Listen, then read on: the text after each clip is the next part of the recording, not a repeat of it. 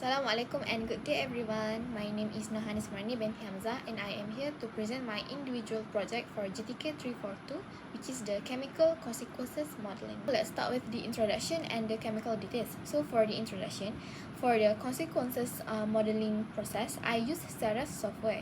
So Sarah's software actually can automatically generate the meteorological data such as the weather source and the wind speed and the wind direction and the atmospheric stability class at the location. So for the location, the hazardous chemical in this project is stored in a facility located near Kampung Kok Pasir, Tombak, Kelantan. So this location is close to residential areas, school, mosque, and small business, which increase the risk to the public if any chemical incident release happens. So the facility store three main hazardous chemicals, which are chlorine, ammonia, and propane. So generally, chlorine is a toxic gas that's stored in a steel cylinder that used in industrial process, but can be dangerous if it's released. And for ammonia, it is generally stored in silver pressure tank that commonly used in refrigeration and chemical production.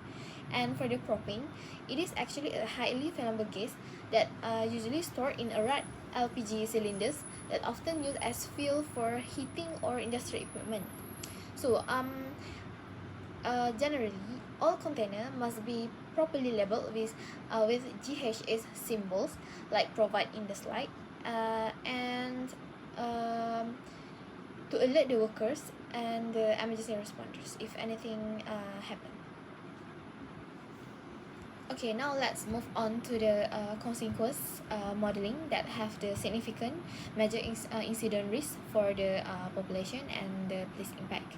So, based on the consequence modeling that I have done, it is shown that chlorine is the most significant in cause the major incident risk.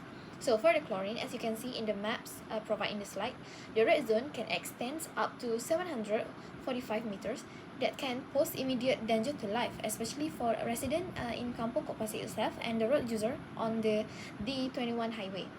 And the orange zones can affect population in Kampung Morak that can cause serious health risk, while the yellow zone can reach up to Wakabaru and can cause wide health effect to the population.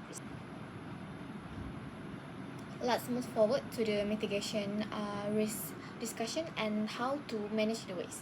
So for the mitigation action, the first one is that the engineering controls, where the facility can install automatic gas detector for chlorine, ammonia, and propane to detect early leakage detection. And second one is that the administrative controls, where the facility can employ regular safety inspection and maintenance of the storage tank and the pipeline that store the chemicals, and then emergency preparedness, which the facility need to install public alarm system for the immediate alerts during leaks or explosion. And it is important because the facility must comply with CIMA regulation that require major accident prevention plan. And the last one is that the PPE, which is the personal protective equipment. So workers who handle the chemicals must use gas mask, chemical resistant glove, and suit that will protect them from the hazardous health effect of the chemical. And now let's talk about the waste management. So for the waste management, to reduce this risk, several safety measures are already in place. So I will briefly explain the waste management process for hazardous chemicals at the facility. So all hazardous chemicals like chlorine, ammonia, and propane are stored properly with clear GHS levels and warning signs to ensure safety. When these chemicals are used, any waste generated, such as contaminated materials, residue, or empty containers, is handled following the correct procedures. So first one is that the waste is collected and stored temporarily in a designated storage area within the facility. This area is secured and marked with a proper hazard label, like the example that I put in the slide, and the waste is then handed over to a licensed waste transporter who is approved by the DOE, for example, Sanwero.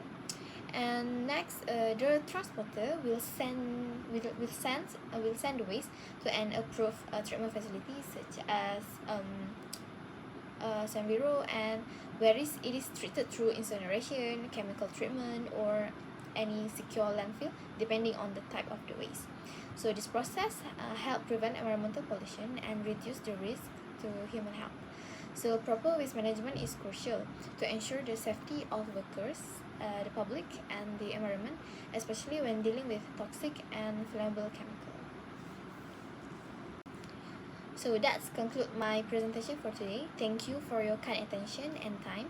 I hope that this short explanation video will help you understand what is consequences modeling and how to recommend mitigation action based on the risk that possessed by stimulate the consequence modeling using available software like SARES or Aloha.